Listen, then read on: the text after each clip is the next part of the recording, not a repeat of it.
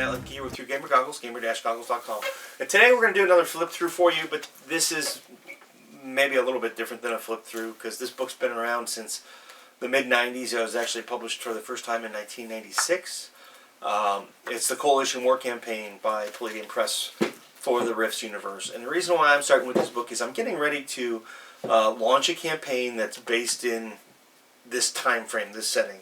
And then on top of that, we're going to start a Savage Rifts campaign not too far off in the near future.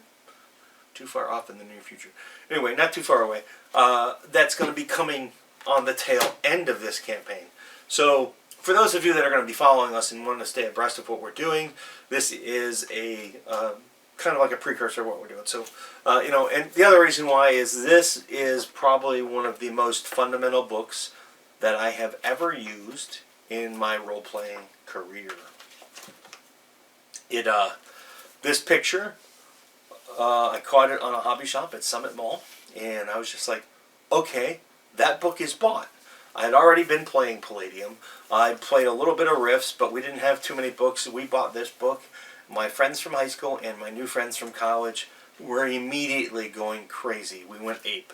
When I was at college, I would run a campaign for my friends, one of which became absolutely addicted to gaming, to a point where now he runs 3 or 4 games a month. And I don't mean just like 3 or 4 sessions a month. I mean he's running 3 or 4 different campaigns, for whether it's Rifts, D&D, or Savage Worlds.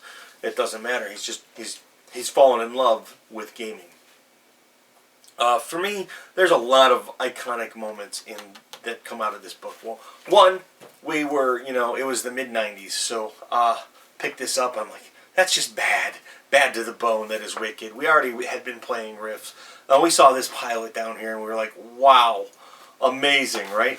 And then we turned the page. I opened the page, and as you can see, my book is loved. I have had it for many years.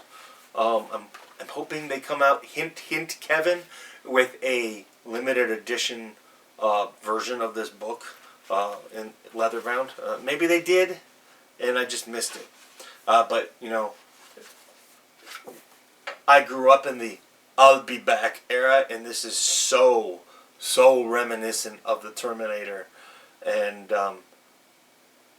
what's really kind of funny is the irony of it is Terminators crush humanity, but in this case they preserve it.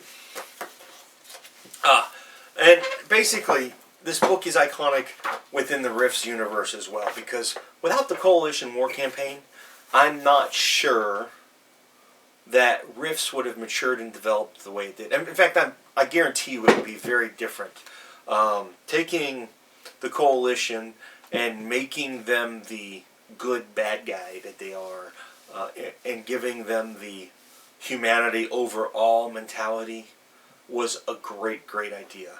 And I'm not sure, I'm going to have to ask Kevin about this sometime, if they realized that the Coalition War Campaign was probably one of the first campaign books ever made. I mean, I'm sure that D&D had some things that qualify, but I don't think they had matured into campaign setting books the way we understand a campaign setting book today. I think that this was, and actually a lot of the Rifts books are really truly just kind of like campaign books. They're like, here's our thoughts, here's our ideas, here's our history, go play. Except, they all add new rules and things like that. So in a way, Palladium kind of was a forerunner into what the modern book layout is. But we can sum up the importance of this book in just a few short words.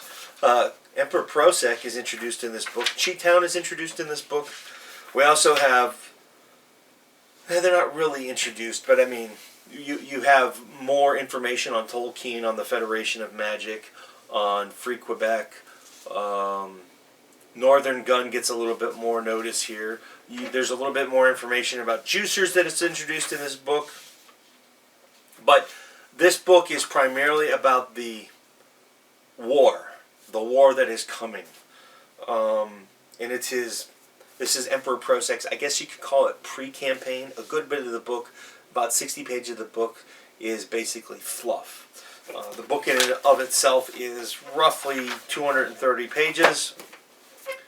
But back to Emperor Prosek and understanding not only his plan and his campaign for the coalition, but who he is because of his speech.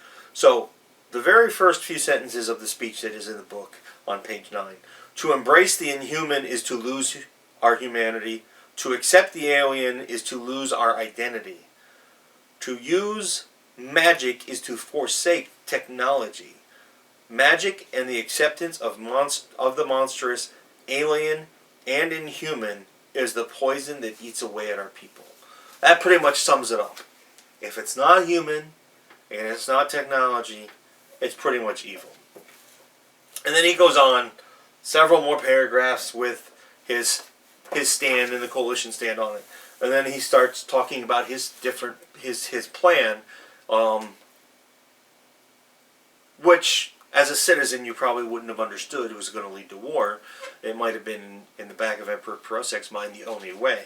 But basically he goes to the campaign of unity and he says that we have allies, and those allies are like the Northern Gun, Ironheart, which includes El Dorado, and basically Northern Gun and Ironheart bring new arms and armor and weapons and kinds of munitions to the coalition states. And he talks. There's a little bit of mention in his speech about Nerani Enterprises, which is technically an alien technology. So I was a little bit confused when I first played this about what was going on. And I'm going to let you decide that on your own because, well, what's one of the things that's so important about this book is that it gives birth to 6 more books that focus on the Coalition War, which is really, when you think about it, a monumental achievement. So they obviously did a great job with this, and the fans love it. And he talks about Quebec, which, unlike a lot of my flip-throughs, there's a lot of text in the Rifts books, so we're going to talk. Quebec is basically given 30 days to come back to the coalition and follow the coalition's demands, guidelines, rules, however you want to look at it. And then, of course, from Aaron Tarn's point of view, there's a campaign of terror. And a campaign of terror is basically these new unknown people in these new armors do things like attack convoys in towns, and they kill all the DBs, or dimensional beings, if you're not familiar with the Rifts world. And then, you have basically a biography of Aaron Tarn, which we're not going to go into too much, and of course Sir Winslow Thorpe, who is her Cyber Knight friend, and of course, well, there's Aaron. Let's go back to Aaron Tarn. Picture of Aaron Tarn, who is a rogue scholar, basically a historian type of individual who I would say is about as true neutral as you can get. And then it talks a little bit more in depth about Nerani Enterprises, and of course it talks about, oh, can you see that map? Zoom in a hair. Just a little bit. There we go. That's Free Quebec up there, that black spot in the, I guess you call it North America. It talks about Free Quebec, who are traitors, but technically still part of the coalition states, but they're given 30 days to repent effectively. And then we have, just looking to make sure I'm still in the camera, you have the Federation of Magic, which takes up a huge, huge area, which, if you can tell, right here where it kind of does that little hook up to the north here, that whole little area right above it is really where Chi-Town's at. They kind of, they border each other. And then the next map we have is Tolkien, which is in the Wisconsin, kind of like in the Wisconsin area. And then it goes to the different coalition allies. You've got the Northern Gun. That is the Northern Gun, right? Yep. You got the Northern Gun, which is way up yonder. Hence Northern Gun. And then you have Free Quebec, which at this point is still an ally. And then you have the Iron Heart, which is a little bit farther south. And then over over here, you have Coalition State of Missouri, the Coalition State of Lone Star, which were inducted in his speech. And you have Cheetown, which is that big black dot right here in the middle. And of course, you have what they consider the domain of man. Everything else is not really coalition-y. And then it goes into laws. Zoom out of here so I'm not off camera.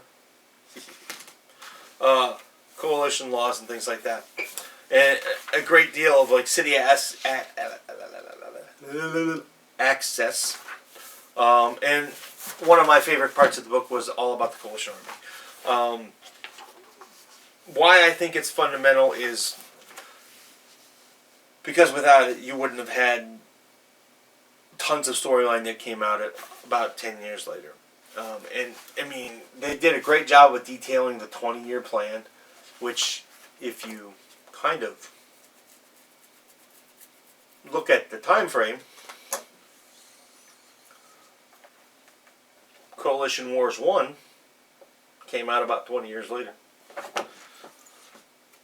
Just saying. But for us, one of the things that really got us into Rift was like the new German-influenced coalition look. Some of the new armor. The character classes. One of the iconic character classes in here. Where is it?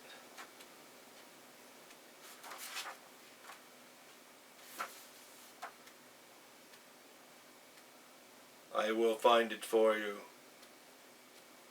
Or maybe not. But the introduction of the Coalition Juicers. And what I truly find to be one of the most iconic things for me in role-playing was the Coalition Ranger. Because I played a Coalition Ranger in a campaign. And the motif behind the Coalition Ranger is that they were kind of a spy. They kind of went in and, kind of like modern Green Berets or modern SEALs, they kind of go in and they do covert things. Sometimes they just blend in.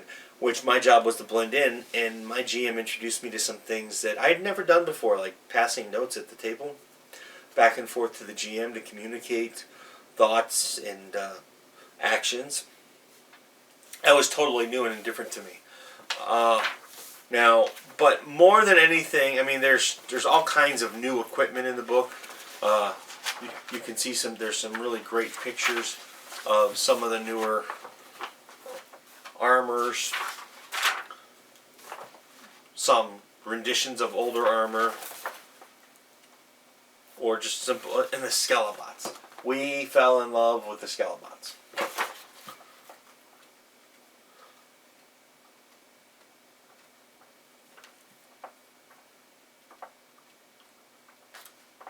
And of course there's all the new vehicles and things that are just throughout the whole book. Some new skills, of course. But what was more iconic for me than anything was the tension that they created with this. It was wonderful that they took a historic idea and they just put a little spin on it and made it their own within their universe. It's a great trick in world building. In some ways they were kind of ahead of their time with it. No, so I've already said that I love this book. Without it, I wouldn't still be role-playing. If you are going to play Rifts, the Coalition campaign books, well, the Coalition War campaign book is probably a must-have for your collection. If you're going to do anything that involves the Coalition. It does a great job of giving you the mindset and helps you understand what their thinking is and how to align your storyline with theirs. Of course, it being Rifts, you could be playing on an alternate world and just take the book and drop it on the floor over there and not pick it up because it doesn't mean anything to you. But if you are going to stick within their game world, certainly worth adding to your collection. Thank you for watching and have a great day.